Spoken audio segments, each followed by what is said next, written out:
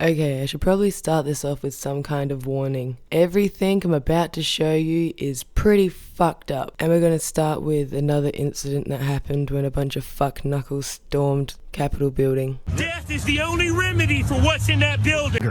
Charged with civil disorder for beating a Capitol police officer with a flagpole. The only thing that situation was missing was that flagpole to have one of those thin blue line flags on it. Now let's hear that police officer's recount of that incident. And yeah, this is from the crowd that were the Blue Lives Matter crowd. Keep that in mind. Pulling my badge off my chest. They ripped my radio off my vest. Started pulling like ammunition magazines from their holder on my belt.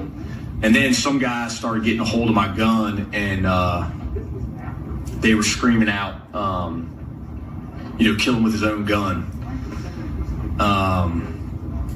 At that point, it was just like self-preservation. How do I survive this situation? And I thought about, using deadly force. I thought about shooting people. And then I just came to the conclusion that, if I was to do that, I might get a few, but I'm not going to take everybody, and they'll probably take my gun away from me, and that would definitely give them the justification that they were looking for to kill me.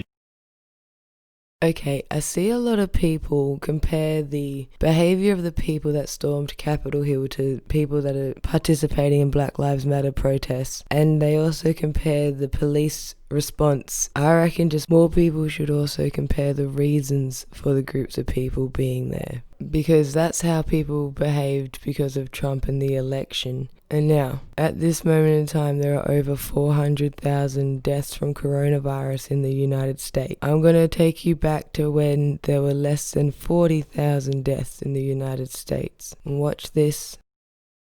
Our community is struggling. My husband is on unemployment for the first time in our life. And it's unwillingly that we're taking unemployment. We want to go back to work. Time for our state to be opened up. We're tired of not being able to buy the things that we need, go to the hairdressers, get our hair done. It's time to open up. Lock her up! Lock her up! Lock her up! Lock her up! Lock her up! Lock her up! We know that this rally endangered people. When people gather that way without masks, they were in close proximity, they were touching one another, that's how COVID-19 spreads.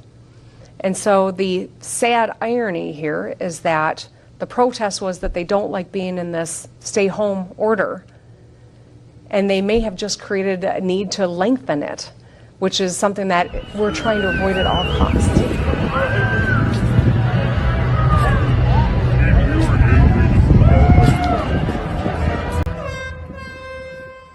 New information about the alleged plot based around the kidnapping of Governor Whitmer. The group linked to that plot, allegedly creating other plans first, which included televised executions. Our Grant Herms joins us live. And Grant, the descriptions of these plans are really very disturbing. Kimberly, they really are, and we already knew about the alleged planning to storm the Capitol as well as the governor's vacation home, but this is the first time that we've seen alternative plans, and like you said, include public televised executions, and if they would have been carried out, they would have meant the murder of hundreds. Inside newly discovered filings, 2 new alleged plots in the ongoing case against 14 men who are allegedly planning to kidnap Governor Gretchen Whitmer. According to recent filings, members of the group had a Plan B, but it was initially Plan A, to storm the Capitol with 200 men and, quote, take hostages, execute tyrants, and have it televised.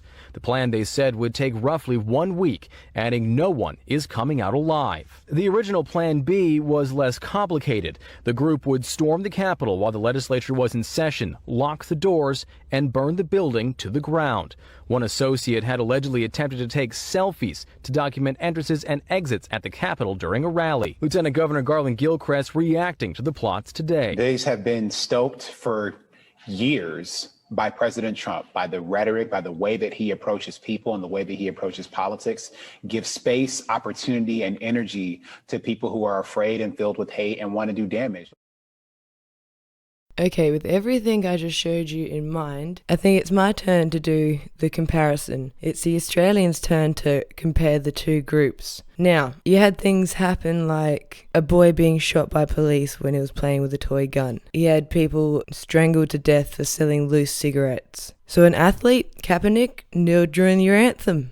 And the most peaceful protest I've ever seen, still pissed off a lot of people. And then when protesters would take to the streets, you'd hear people saying, oh, if only they would do some sort of peaceful protest. Like, what? And people protesting police brutality were just met with more police brutality. And this was all happening long before Trump was even president. But then that dickhead gets into power. And then we have a global pandemic, which he makes a lot worse for Americans. And depending where you live, your governor might give a shit or not. And then it looks like if you do have a governor that gives a shit about you and didn't want you to die, there were people having protests, and then some people planned to burn the fucking building down or have televised executions. And this was in April. You still had Black Lives Matter protests because black people still being killed and brutalized by the police. Oh, and you have a 17-year-old cross state lines with a gun, and he went to a Black Lives Matter protest and killed 2 people because he wanted to protect property. You have Trump order extrajudicial killings, sayings like, when the looting starts, the shooting starts. But apparently, it's only looting if someone takes a lamp from Walmart or something. It's fine if you walk out with a podium from the Capitol building. Now, I'm still shook by the officer at the beginning of this video that said they were yelling, kill him with his own gun. And there was an officer that was killed, bludgeoned to death with a fire extinguisher. I think it was like 5 people died at the end of that day, in one day. And all because of a person who could not give a shit about America or Americans and let hundreds of thousands of yous die, lost an election but wouldn't admit it. That's how people behave. And so I hope this video,